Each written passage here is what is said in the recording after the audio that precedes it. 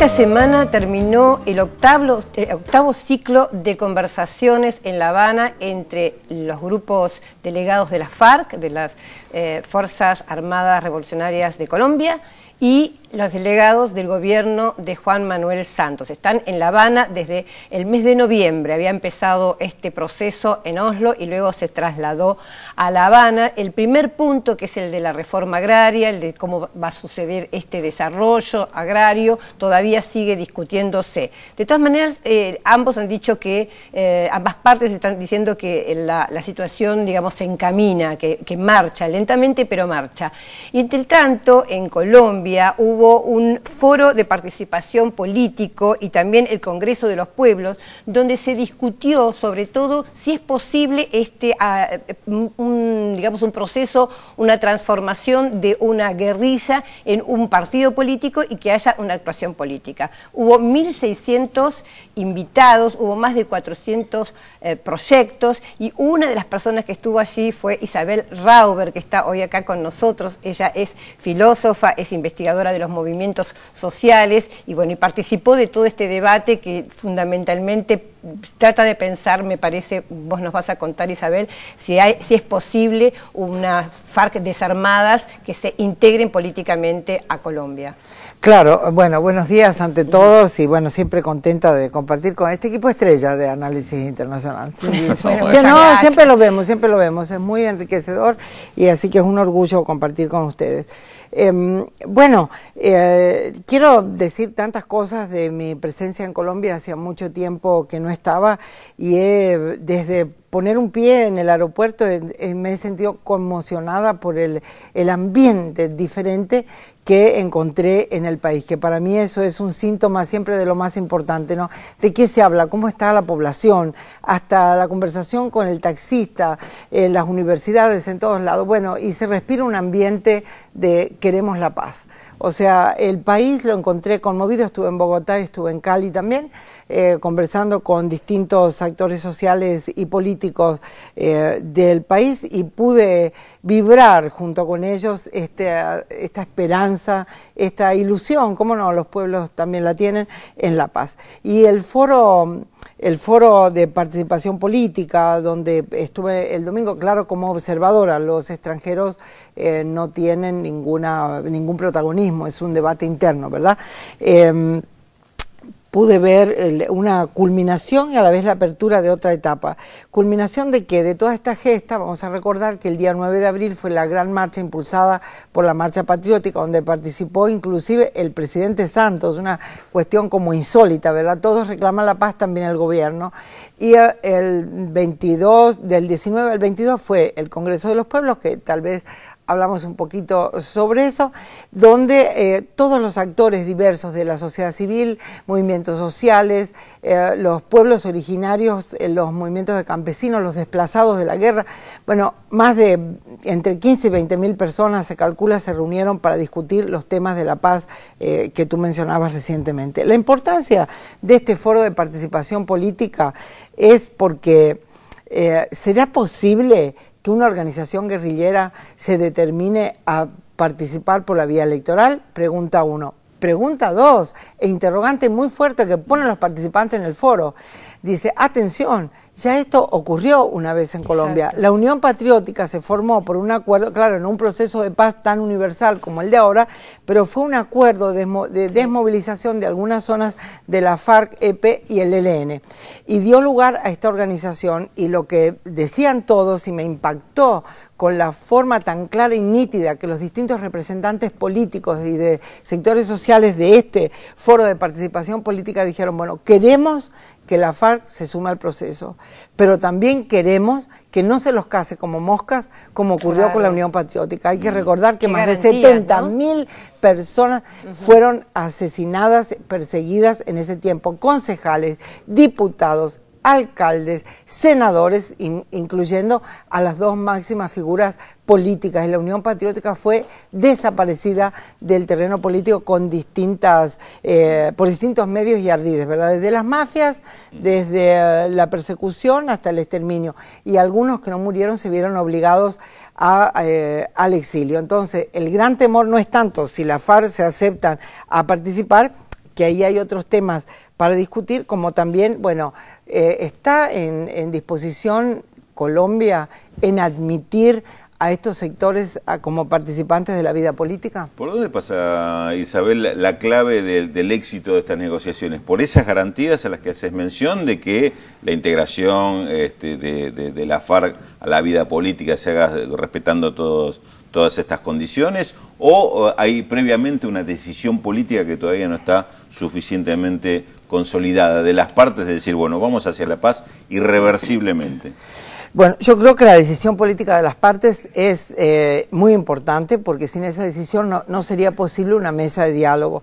Evidentemente es un proceso que está apuntalado y estimulado también por sectores internacionales. No se puede desconocer el papel tanto de Cuba como de Venezuela, con Chávez en su momento, ¿verdad?, desde los primeros momentos, en decir, señores, este tiempo de América Latina no es un tiempo de resolver los problemas por la vía de la guerra, es hora de dar el debate político a través de las instituciones democráticas. Creo que esto no se puede soslayar, si bien son los personajes políticos de Colombia los factores decisivos. Ahora bien, yo creo que lo importante, lo central está en el pueblo colombiano y sus organizaciones. Esto de creer que puede ser a nivel de superestructura, que pueden ser las instituciones de la guerrilla y del gobierno, digo, hubo muchos intentos y después terminan que no me diste lo que yo te pedí, o me diste poco, me diste esto, y cierra. La clave del proceso para mí radica en el pueblo organizado, sus organizaciones sociales y políticas también, porque todos representan de alguna manera esta diversidad del pueblo colombiano. También los sectores que menos reconocidos en el ámbito político, como son las comunidades indígenas, las comunidades de los desplazados y desplazadas de la zona, que estamos hablando de miles y decenas de miles de personas, porque el proceso de las tierras, ¿verdad?, de la guerrilla ha sido muy grande, el desplazamiento, y también de la narcoguerrilla. Una cosita, quiero dar un dato, ya que lo dijiste, sí. Hay 5 millones de desplazados internos, 5 millones. Exactamente. Esta información es del Centro de Monitoreo de Desplazamiento Interno en Ginebra. Es brutal. Hablamos de mujeres, de niños, de familias desarmadas, desarticuladas, y de pueblos campesinos que están acostumbrados a vivir de su trabajo en la tierra, que se encuentran sin tierra. Es decir, es un drama de identidad, es un drama de no tener esta pertenencia. Y digo, y repito, lo fundamental de las garantías está en el pueblo, y yo creo, y por eso me emocioné tanto, de ver cómo el pueblo habla sin ambajes, sin tapujo de esta situación, y es consciente de que la paz no se limita al cese del conflicto armado. Exacto. Que hay determinados elementos que hacen a la paz, y que todo este asentamiento, digamos, del país en donde la paz es posible tiene que ser discutido y construido por los pueblos, y por eso es tan importante tanto las acciones de la Marcha Patriótica como el Congreso de los Pueblos, que ocurrió días anteriores. Específicamente, bueno, un poco de la superestructura, porque un poco lo que uno lee en la prensa son dos cosas que me gustaría que hablemos. Una es que esto es digamos, un intento reelectoralista de Santos, y por otro lado, también he leído que hay muchos, que casi todos los partidos políticos apoyan, salvo el de Uribe. Entonces me gustaría que hables un poco de la situación interna de Colombia hoy. Bueno, no podemos entrar en el análisis psicológico de por qué cada uno de los actores emprende determinada medida. Podría ser, digamos... La reelección no es psicológico. No, pero digo, ¿por qué el motivo? ¿No? ¿Por qué? Sí, porque me quiero reelegir. Ciertamente, el drama de la guerra y la búsqueda de la paz es un peso político muy fuerte para cualquier gobernante en Colombia.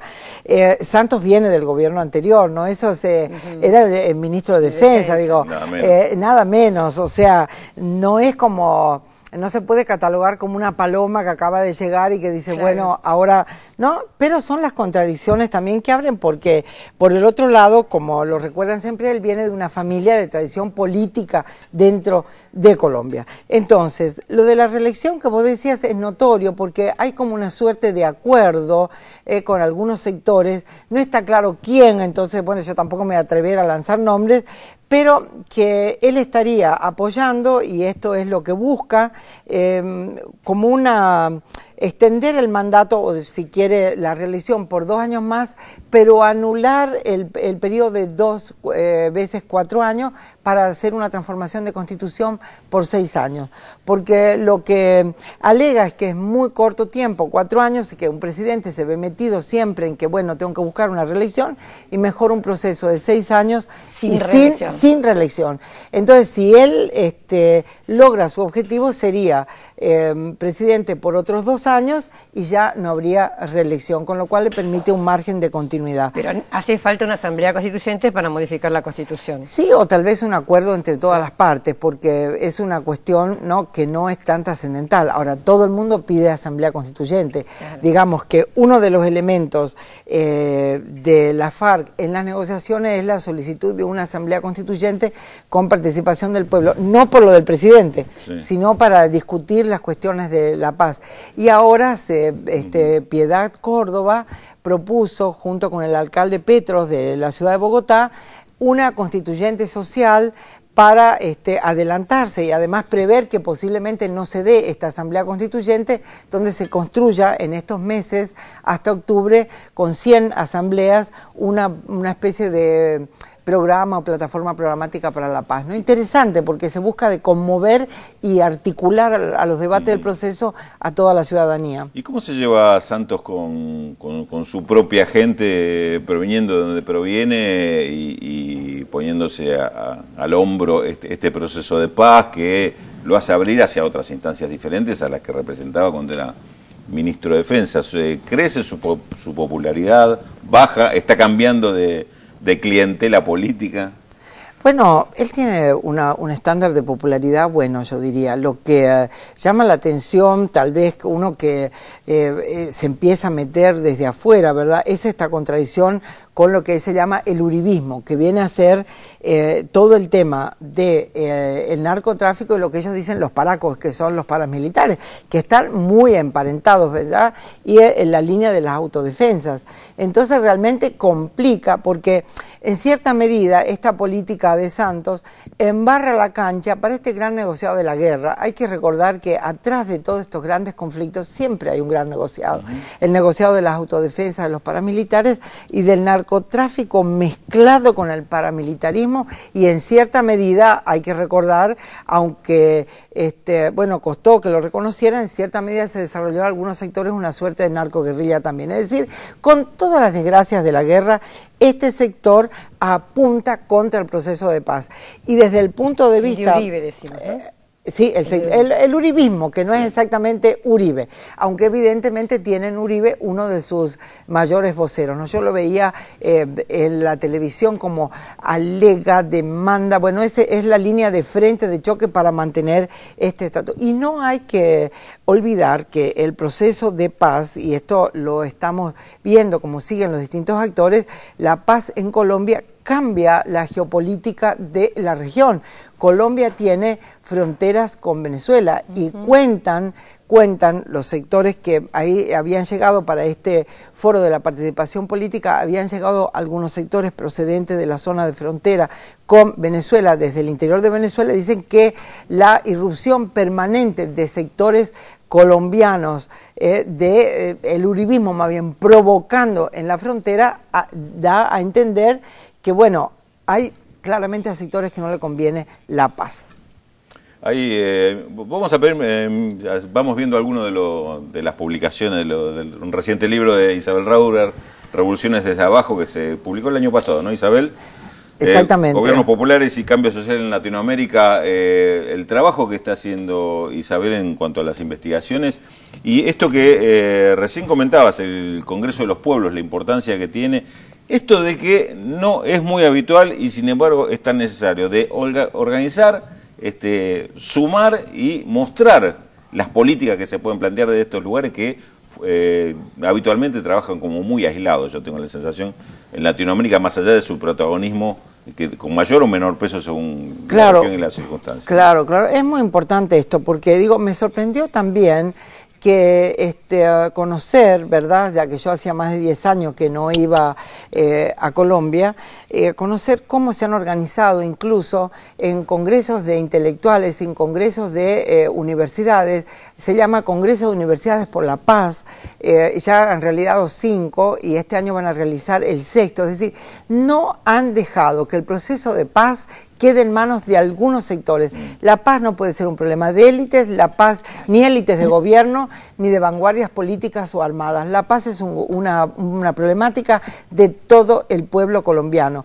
Y digamos, el tema del agro, que ha quedado como en suspenso, que es muy problemático porque están las llamadas zonas protegidas o zonas restringidas, que precisamente es donde viven los pueblos indígenas originarios, que son zonas, ya se sabe, ricas en minerales, ricas en petróleo, rica en gas, ¿verdad? Y que por lo tanto hay un temor de que una retirada masiva, bueno, ¿quién se hace cargo de estas zonas? Por eso, además de la reforma agraria, está el tema de las zonas protegidas. Y ahí la voz y la presencia de los indígenas es importante. ¿Y cómo se hacen presentes? A través del Congreso de los Pueblos, estando en todos lugares, pero además con instituciones del país que legalizan esta vocería. Por eso, digo, la impresión, y lo quiero comentar así, hubo 2 ponencias de los presentes en el foro de participación política que fueron muy impactantes. En primer lugar, digamos, bueno, todo el mundo habló 5 minutos, etcétera, etcétera, algunos se querían pasar, le cortaban la palabra porque después venían las mesas temáticas. Pero el de la Unión Patriótica, que reclamó que no se repita la experiencia, fue muy avalado por los participantes, todos con un gran peso de representación a nivel nacional. Y después Piedad Córdoba, cuando cierra, que le pone un sentido y un contenido a qué significa la paz, ¿verdad? Paz es no tener niños con hambre, paz es no tener violencia de las mujeres, paz es tener un acceso igualitario a escuela y salud, y entonces cierra con este reclamo que evidentemente remarca que no se limita al cese del conflicto armado, aunque indudablemente el cese del conflicto armado está entre la plataforma para poder discutir paz con vida digna, que es como le llaman ellos. En pocos días más, en pocos días más nos visita, me dijo. Recién veíamos tu edición de Revolución desde Abajo en Buenos Aires, que editó Peñalillo, Ediciones Continente. Hay otro libro que teníamos para mostrar. Esta es la edición colombiana. La edición colombiana, del mismo libro, aunque con otro título, 2 pasos adelante, 1 atrás. Lógica de la superación de la civilización regida por el capital, nada menos. Bueno, muchísimas gracias, Isabel, no, ustedes, por esta visita. Bueno, ¿tenemos mensajes? ¿Tenemos mensajes? ¿Los leemos ahora? Bueno, a ver, Mónica, de Eduardo Castex, La Pampa, no se pierde nunca el programa, lo felicita. No se pierde, ella no se pierde. No se pierde dónde, se perdió. Néstor de La Boca dice, si pueden hacer un informe sobre la globalización de la CIA. Ahí Alfredo de Olivos dice, felicita por el programa, que nos ve todos los sábados. Bueno, muy bien. Yo les voy a dar más datos sobre la incógnita, porque nadie habló de la incógnita, ¿no, Rulo? No, hasta ahora. Bueno, entonces les voy a dar más datos. En plena juventud, nuestro personaje deja Atenas y viaja a Francia para estudiar Filología en la Universidad de la Sorbona. ¿De quién estamos hablando? Le contamos también qué es lo que sigue en Visión 7 Internacional. Con las mismas excusas, Washington y sus aliados buscan crear el clima que les permita intervenir directamente en Siria con motivos similares a los que esgrimió para invadir Irak en 2003. Es lo que sigue en Visión 7 Internacional.